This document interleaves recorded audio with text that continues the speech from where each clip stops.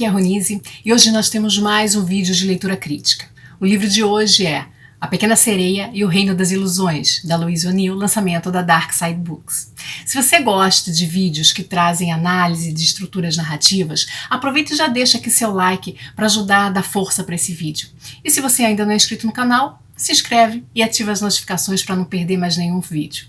É importante lembrar que os vídeos de leitura crítica, eles contêm spoilers, porque para a gente poder desconstruir a história, entender os elementos narrativos e as técnicas que a autora utilizou para escrever essa história e para conseguir determinados efeitos, é preciso que a gente revele determinadas partes, senão não faz sentido essa análise crítica. Então quem ainda não leu o livro e pretende ler, saiba que você vai encontrar algumas revelações aí adiante. O livro A Pequena Sereia e o Reino das Ilusões é uma história do gênero fantasia, releitura dos contos de fada.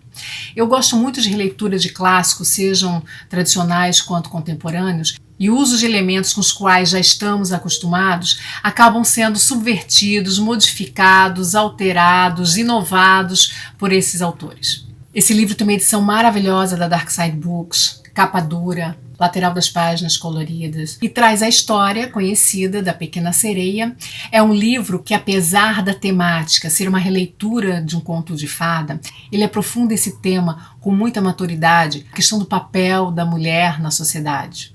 E ele traz vários desdobramentos aí que não existem no conto original, que são de uma riqueza incrível e que transformam essa história em algo mais do que uma mera história para jovens. O tema é aquilo que perpassa toda a história e que o leitor consegue sentir ao longo de toda a história, que não é dito pelo autor ou pela autora em palavras, mas que perpassa todos os momentos daquela narrativa. E aí o tema da Pequena Sereia e o Reino das Ilusões é: cuidado com o que você deseja. Muitas vezes desejamos determinadas coisas apenas por desejar, sem saber como será o depois daquilo. E aí esse livro ele mostra justamente isso. Será que o desejo da Pequena Sereia era um desejo genuíno ou era apenas uma vontade provisória? O livro ele é narrado em primeira pessoa, sob o ponto de vista da Pequena Sereia. Então, o tempo inteiro a gente está vendo, sentindo, entendendo como ela se coloca em frente à realidade, à situação que ela vive, quais são os anseios que ela tem enquanto jovem. Ela está completando 15 anos e é um momento importante para ela enquanto sereia. E o que muda a partir daí, o que ela espera que a vida dela mude a partir daí. Então o livro já começa com a cena de abertura da avó dela preparando-a para a sua festa de 15 anos. Esse é um momento muito especial, porque com 15 anos a sereia ela tem o direito de subir à superfície pela primeira vez. Então a conversa de Gaia, a pequena sereia, que é a protagonista da história, com a avó, que a gente já vai percebendo um pouco como funciona esse reino dos mares e as coisas pelas quais as mulheres têm que se submeter. A avó ela está pregando determinadas contas aí na cauda da sereia e essas contas são algo que machucam, que ferem, que deixam cicatrizes, mas tudo isso deve ser feito em nome da beleza. Gaia é a filha do Rei dos Mares, a filha mais bonita do Rei dos Mares, e ela é uma sereia muito curiosa. Ela quer saber o que existe na superfície e ela quer saber principalmente o que aconteceu com a mãe dela, que a mãe dela desapareceu quando ela era pequena. O que a história que o pai conta é que a mãe foi raptada e foi morta pelos seres humanos que vivem na superfície. E ela sempre ficou com essa história, querendo saber a verdade sobre isso e querendo conhecer que mundo é esse que existe acima do mar. Agora, apesar de ser permitido que as sereias visitem a superfície ao completarem 15 anos, não é esperado que elas gostem de estar na superfície. O Rei dos Mares, né, que é um soberano tirânico, ele espera que as sereias vão até a superfície, mas que não tenham vontade de voltar. Como é esse mundo comum no qual a protagonista vive antes de ela adentrar a sua aventura? Gaia vive então no fundo do mar com o pai, que é o Rei dos Mares, com a avó materna, e com suas várias irmãs sereias. No Reino dos Mares, as mulheres só valem pela beleza que têm. Elas não têm direito a nenhum tipo de poder e devem passar seus dias apenas cantando e penteando seus cabelos e, claro, atendendo às vontades e obedecendo aos homens. Elas não têm direito a fazer perguntas, inclusive Gaia, em determinado momento, fala: Meu pai não gosta de garotas curiosas. E a avó, em outro momento, fala: não é elegante para uma mulher ficar fazendo um monte de perguntas. Nem é elegante ficar querendo coisas. Só que tudo isso vai mudar. Essa aventura, esse chamado aventura que a protagonista vai receber, acontece por ocasião dos seus 15 anos, que é onde começa a história do livro, né? A avó dela preparando-a para a grande festa dos 15 anos. Ela é a filha preferida do rei, considerada a mais bonita, e por ela ser uma garota muito curiosa, está sempre fazendo perguntas, querendo saber o que existe acima do mar e querendo entender o que aconteceu com a mãe dela, esse é o momento crucial, o momento que ela vai finalmente saber o que é a tal da superfície. Ela pode, no dia que ela faz 15 anos, já subir à superfície, mas ela resolve retardar isso para o dia seguinte.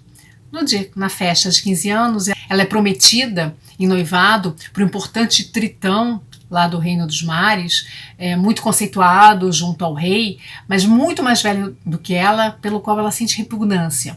Então a personagem, ela tem dois objetivos externos aí. Um deles é conhecer a superfície e o segundo é descobrir de verdade o que aconteceu com a sua mãe. Só que ela tem também um objetivo interno, uma necessidade que ela ainda não conhece a princípio, que é justamente crescer e ser capaz de fazer as suas próprias escolhas, independente da vontade dos homens. Já tem um vídeo aqui no canal que fala justamente sobre essa questão dos objetivos internos e externos do personagem, que é o vídeo sobre o arco do personagem. Se você ainda não assistiu, eu vou deixar nos cards aqui em cima. Então, no dia seguinte, ao seu aniversário de 15 anos, Gaia vai até a superfície, sente pela primeira vez o calor do sol sobre a pele, vê uma embarcação repleta de humanos se divertindo, bebendo, e vê um rapaz, Oliver, pelo qual ela fica encantada. Oliver vê uma movimentação na água, acha alguma coisa estranha, conversa com os amigos, diz que acha que viu, parecia uma moça na água, mas ela se esconde a tempo, porque as sereias não podem ser vistas pelos humanos, porque elas crescem justamente aprendendo que os humanos são maus, que os humanos vão prendê-las em suas redes e vão matá-las, como fizeram a sua mãe. Essa é a história que o pai da pequena sereia conta. Então ela se esconde, mas Oliver fica com aquela sensação de que viu alguém. E aí, nesse momento, entram outras personagens importantes da história, as russalcas. As russalcas, elas já foram humanas que sofreram nas mãos dos homens, vítimas de abuso, órfãs, abandonadas. E ao se afogarem, elas foram resgatadas por Seto, a bruxa do mar. E aí elas vivem em busca de vingança.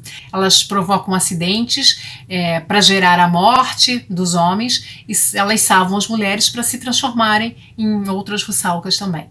E aí começa a haver uma movimentação estranha no mar, o barco começa a balançar, então Oliver e a namorada caem na água e os dois estão se afogando, e o que seria esperado pelas russalcas é que se salvasse a namorada de Oliver e que se deixasse Oliver afogar.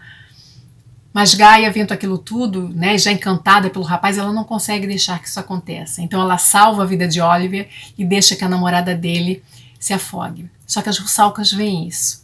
Então aí vão começar os problemas dela, porque ela nunca deveria ter salvado um humano. Como complicações progressivas da história, nós temos o fato de que Zali, o tritão para qual Gaia foi prometida, ele viu que ela salvou o humano, assim como a avó de Gaia também viu. E Zali vai começar a chantageá-la. Caso ela não aceite as visitas noturnas que ele faz ao quarto dela, ele irá contá-la para o Rei dos Mares. E ela sabe que aí ela estará perdida. O pai dela nunca perdoará por ela ter salvado o humano, porque ele diz que os humanos é que mataram a mãe dela. Só que Gaia não consegue esquecer Oliver. Ela fica imaginando uma forma de voltar à superfície e como ela poderia conquistá-lo, já que ela é uma sereia e provavelmente ele não vai gostar de uma sereia, não vai se apaixonar por uma sereia. Vai vê-la apenas como uma aberração, por isso que ela ouviu durante toda a vida dela, de que os humanos veem as sereias apenas como aberrações, como monstros. Gaia vai até Seto, a bruxa do mar, para pedir que a bruxa lhe dê pernas para que ela possa subir à superfície e assim fazer com que Oliver se apaixone por ela. Nós chegamos aqui então na crise do meio do caminho, ou midpoint crisis, que é um ponto-chave de toda a narrativa, é a metade da história. É quando algo muito sério, é um ponto sem volta, onde determinadas escolhas e decisões são feitas em que não dá mais para voltar atrás. A bruxa do mar resolve aceitar o pedido de Gaia e dar-lhe pernas, só que isso tem um preço. Segundo ela, na verdade, dois preços. Um preço cobrado pela própria magia e um preço cobrado por ela, a bruxa do mar. O preço cobrado pela magia é que ela vai ganhar pernas, mas cada vez que ela caminhar, ela vai sentir dores horríveis, como se tivesse uma navalha cortando seus pés e suas pernas. Então ela nunca vai andar de forma confortável, ela sempre vai ter essa dor acompanhando-a. E o preço cobrado pela própria bruxa do mar é a voz de Gaia. Gaia é conhecida por ter a voz mais bonita do reino dos mares. Então a bruxa do mar quer a voz de Gaia em troca das pernas. E como é que ela vai conseguir isso? Cortando a língua de Gaia. Vou ler um trecho aqui. Cada passo que você der será uma tortura, explica ela. Como se uma lâmina do metal mais afiado estivesse rasgando suas solas, estilhaçando os ossos de suas coxas, se enredando em seu estômago e puindo seus órgãos. Eu gostaria de poder fazer diferente, mas é uma penalidade exigida pelas leis da magia, e como tal, está além do meu controle. Você está preparada? Não respondo. Estou com muito medo, ou talvez eu simplesmente não saiba o que dizer ante algo tão apavorante. E é claro, uma vez que você tiver tomado a poção, não tem volta, diz ela. Um eco sinistro das palavras de Cosima para mim na noite passada. O reino estará perdido para você, para sempre. Suas irmãs, sua amada avó, você nunca mais vai vê-las. Já imaginava algo assim, digo determinada a não pensar em minha avó, no jeito como ela vai se sentir quando descobrir que perdeu mais uma de suas meninas para o mundo humano.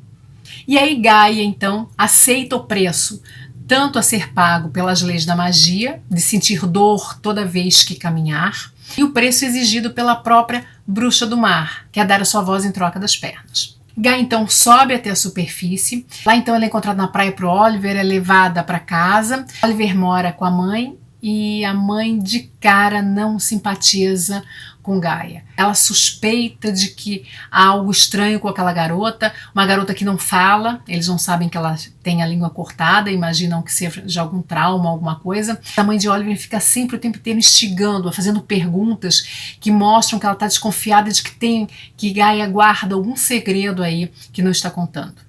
Inclusive ela pergunta, essa sua gente, esse lugar de onde você vem, né? E Gaia começa a ficar preocupada com isso. Tem um outro agravante. Gaia tem um ano exato para fazer com que Oliver se apaixone por ela.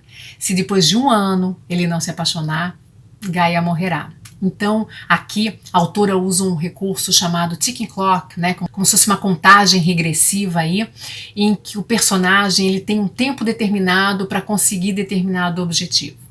E aí vão sendo mostradas várias tentativas frustradas de Gaia para fazer com que Oliver se apaixone por ela. Oliver tem um carinho, defende ela da mãe, mas não mostra que esteja realmente desenvolvendo amor pela sereia. Acontece então uma grande festa no barco de Oliver, um dia antes de completar um ano para terminar o prazo que Gaia tem para fazer com que ele se apaixone por ela. Ela está esperançosa, ela acha que é a última chance que ela tem para que isso aconteça, porque se o dia seguinte raiar e ele ainda não estiver apaixonado por ela, ela acabará morrendo. Só que durante a festa tem uma banda tocando lá e tem uma cantora com uma voz maravilhosa. O nome da cantora é Flora e Oliver se encanta pela voz da cantora e acaba indo deitar-se com ela. Gaia fica desesperada porque ela vê a chance dela de continuar viva escapando, porque ele parece muito envolvido por aquela cantora. Ela está lá no convés e as irmãs aparecem. E as irmãs dizem que tem uma solução para aquilo tudo. Entregam para ela um punhal e dizem que ela tem que entrar, enfiar aquele punhal no coração de Oliver, deixar que o sangue pingue sobre seus pés, que os pés voltarão a se transformar em uma cauda. E aí ela voltará, né, será sereia novamente. Ela entra no quarto, ela fica parada sem saber se tem coragem ou não de enfiar o punhal no coração de Oliver.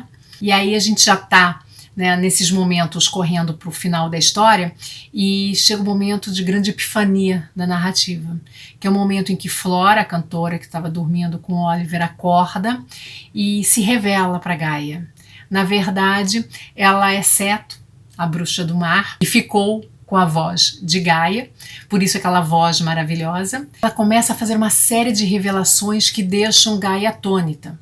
A gente tem aí um momento forte de plot twist, de virada na narrativa, em que a gente fica sabendo que Seto, a bruxa do mar, que vive em briga constante com o Rei dos Mares, é na verdade irmã do Rei dos Mares, e ela revela que foi o próprio Rei dos Mares que matou a mãe dela, a mãe de Gaia. Porque ela veio à superfície, ela se apaixonou por um humano, e Seto diz para Gaia que não é mais viável para ela voltar ao Reino dos Mares. Ela nunca mais vai ser aceita pelo pai, depois de tudo que ela fez, que ela abandonou o Reino dos Mares para viver na superfície por causa de um humano, assim como a mãe dela tinha feito, né, abandonado o pai por conta de um humano, e que o pai vai matá-la. Então a única solução é ela se juntar às Russalkas. Esse é o momento que a personagem tem que tomar uma decisão.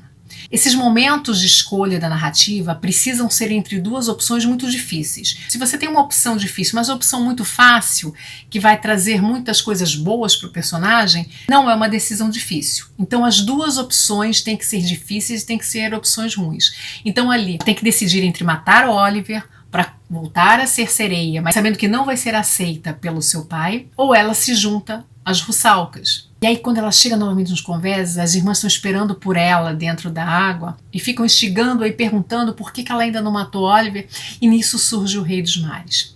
E aí, depois de uma série de revelações que a Bruxa do Mar fez para ela, dizendo que houve um tempo em que as sereias também tinham poderes, não eram só os tritões, né, os homens que tinham poderes, mas as mulheres também tinham, que ela tem que descobrir esse poder dentro dela, ela começa a utilizar determinados tipos de magia e começa a deixar o Rei dos Mares assustado. E ela vai levando a situação ao clímax, de modo que o Rei dos Mares assuma que realmente matou a mãe dela. Em seguida, Gaia utiliza sua magia também para provocar a morte do próprio pai. E como ela não será mais aceita no Reino dos Mares, ela tem que tomar uma decisão. Segundo ela, a primeira decisão que ela toma por conta própria. E aí ela fala diretamente com as suas irmãs, diz para elas nunca esquecerem os poderes que elas têm e crava o punhal no próprio peito, fazendo a sua escolha de se juntar às Russalkas. Então é um final que foge daquele final feliz, é um final que segue por um outro caminho, o caminho do crescimento, o caminho da escolha, o caminho da mulher decidindo o que ela vai fazer do seu destino, mesmo que isso vá contra tudo aquilo que foi lhe imposto durante anos, anos e anos. O caminho de Gaia escolhendo o que fazer da própria vida. É um final pungente, é um final forte, mas é um final que representa bem esse arco do personagem. É uma história que dá pra gente acompanhar bem os processos de transformação, de crescimento, de como ela aprendeu, né? Voltando porque a gente falou no início do vídeo sobre o tema, que é preciso a gente ter cuidado com aquilo que se deseja. Então é uma história forte, é uma história deliciosa de ser lida e é uma história que traz todos esses elementos da estrutura narrativa aí presentes, trabalhados muito bem para culminar aí nesse ponto final, essa transformação da protagonista, essa transformação de Gaia. E aí, você já leu o livro? Gostou? O que você achou? Deixa aqui nos comentários para a gente saber. E para quem se interessou pela história, vou deixar aqui no box de descrição o link do livro. Lembrando que quem compra pelo link ajuda o canal a crescer. Te vejo no próximo vídeo.